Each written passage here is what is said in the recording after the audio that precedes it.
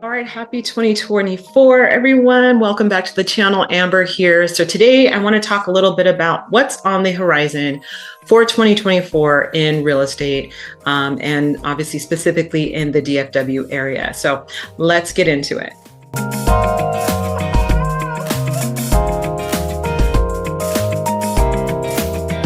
All right, so we've got some really good news on the horizon here for 2024. So interest rates, mortgage interest rates have dropped below 7% as of the recording of this video. So it's January, early January. And so that's really exciting news. That's actually the lowest it's been since August.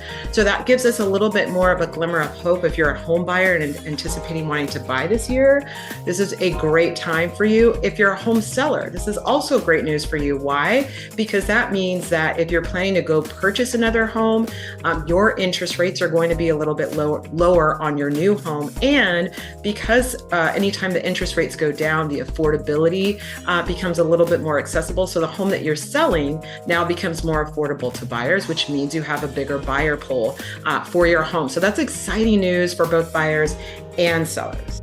This is also great news for home builders. So if you're interested in purchasing a new home or building from ground up, this is also great news for you in terms of the interest rates coming down. And that is because that creates more opportunity, more affordability for home builders, which means that they can bring more units onto the market.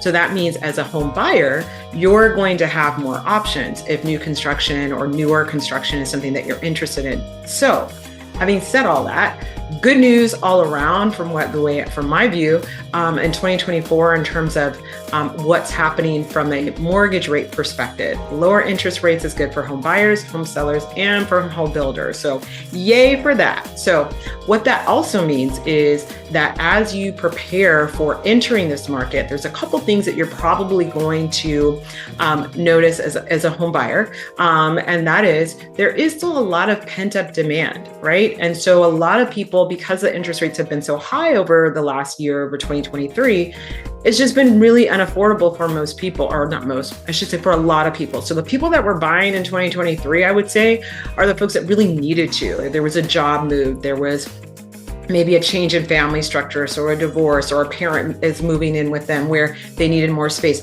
Number of life issues happened to where they really needed to move. So, or investors, folks that were looking for a good deal, they got it in 2023 in terms of prices. And so that was a great market to be in.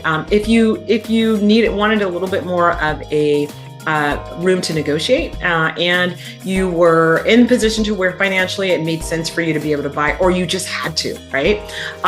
This 2024 market, I think we're going to see a little bit different in that, again, because the interest rates are coming down. The Fed actually posted an article as well saying that there's, not the Fed posted it, there's an article on, I think it's Business Week. I'll post it so y'all can take a look at that too. But anticipating that the Fed's going to be reducing rates up to 3 times. I saw another article where it was 6 times. So we'll see. Everybody's speculating at this point. Nobody really knows. But I think the overall consensus is that the feeling is that the Fed is going to continue to reduce interest rates. And so that's going to increase affordability. It's going to leave a little bit more room. If you're a buyer, leave a little bit more room in your budget. If you're a seller and think about selling this year, that's going to give you a bigger pool of buyers to be able to make an offer on your home. So that's good. Like I said, all around.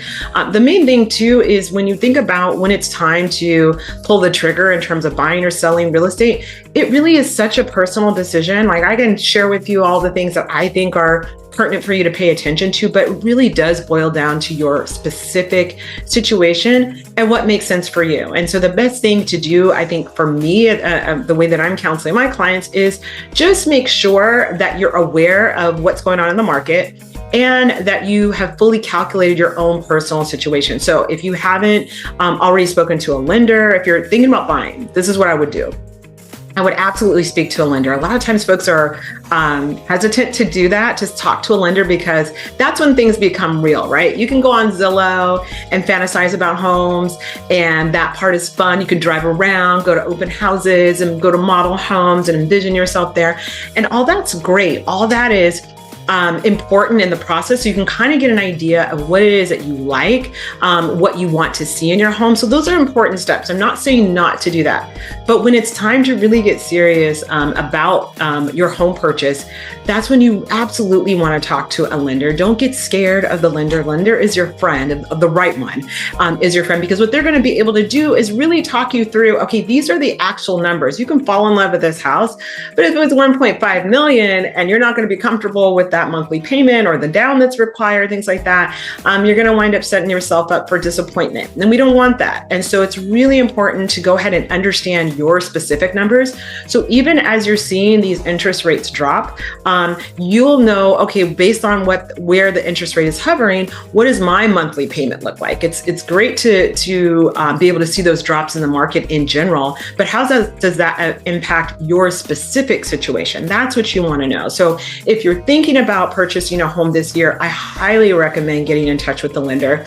I'm happy to make recommendations. We work with some amazing lenders, and they're direct lenders, meaning they control the whole process. So you're not farming it out to a broker and hoping and crossing your fingers that they're going to close the loan for you. That's one thing, like just as an aside, it's really important that you make sure that you're working with a lender that is competent and knows what the heck they're doing. There's a lot of interesting things on the internet right now, and a lot of different loan options and things like that. What you don't want is to be in a situation where you're in escrow on a home and you can't get in touch with your lender. I've had that happen before, and let me tell you, you do not want to go through that. So really important to make sure that you're working with somebody that's reputable, that knows what they're doing, that has some control over the process, that has some leeway in terms of being able to make some things happen on your behalf if need be. And so really, really important to just make sure you have that locked in for if you're a home buyer. If you're a home seller, the main thing that you're going to want to do is, because like I mentioned earlier, there's going to be more units coming in the market in terms of builders. So there's, especially here in North Dallas, there's a ton of new communities coming online. Every time I drive down the street, it seems like there's a new community. I'm trying to keep up with being able to get those videos out and things like that. So know that is going to continue to happen because of the lower interest rates. The builders are going to be able to have more affordable access to money as well, which means they can put more units on the market. So you're going to be competing with that. So super important to make sure that your home is showing it's market ready, meaning it's showing in the best possible light at the outset. You want to make sure that when you hit the market, that your home it's staged, your home has professional photography, you have easy access to the home in terms of showing instructions and things like that. I have another video where I talk a little bit about the 10 reasons why a home doesn't sell. And I go into that, some of the things that can be a detractor for selling your home. So I'll include a link in this video as well, just so you can take a look at that if that's something that you're interested in. But really important just to know that there is going to be competition. We are still seeing multiple offers. So it is still a great time to sell because, again, I think overall there's just a lot of pent-up demand. And as we see those interest rates come down, we're going to see more and more buyers enter the market. So I think the other advice that I would give around this 2024 projection and kind of how to launch out is just to mentally prepare, right? You want to be able to obviously get the home that you want and that you love and that works for you.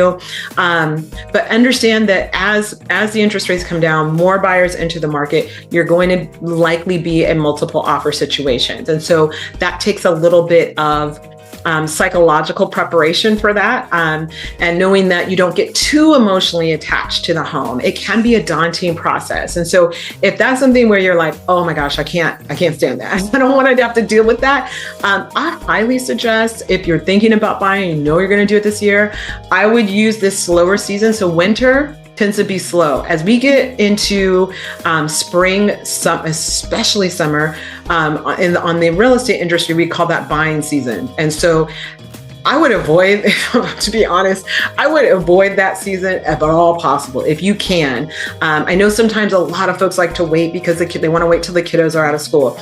But if waiting until the kiddos are out of school means you wind up being in situations where you're in a buying competition where there's 50 offers on a home and you're having to figure out how much over you want to bid for the home, I think you want to count the cost of that. Is it okay for little Johnny to be pulled out of school earlier, and then you wind up saving $50,000 because you didn't wait till the summer and you got in before the busy buying season happened? So again, this is all about your family. You make the right decision for your family. But if it was me, I would be looking, especially because I do anticipate this summer is going to get a little wild.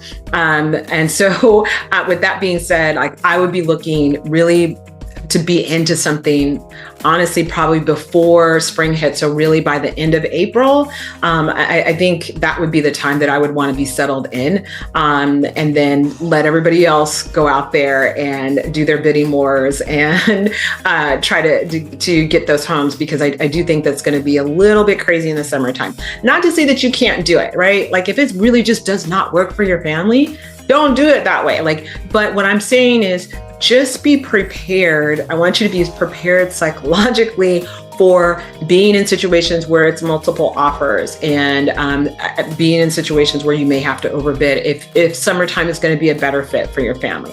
That can be done too. You're going to be fine. Overall, you're going to be fine. But I do think it's one of those things that just to mentally prepare for as you're thinking about this. I know we're at the beginning of the year, so a lot of folks are thinking about New Year's resolution, and if buying a house is one of those things for you, I just want to kind of arm you with a little bit of information around that. Again, hopefully this is helpful. My goal is that just to educate you as much as possible so that you can make an informed decision on what makes sense for you in your home purchase, because at the end of the day, purchasing a home is such a personal decision, and the timing has to be right for you. Right? You have to take everything that a realtor says with a grain of salt a bit, because I always think it's a great time to buy. I tend to be optimistic about the housing market. Even when it's down, it always comes back up. So I tend to be a very optimistic person when it comes to that. So take that part with a grain of salt, but do what's most, what's advantageous for you and your family. So with that, I think I'm going to close out this video. I'll be posting a few other videos just to give you some additional insight into, again, the North Dallas area. So I'll continue with that in 2024. Hopefully this content has been helpful for you.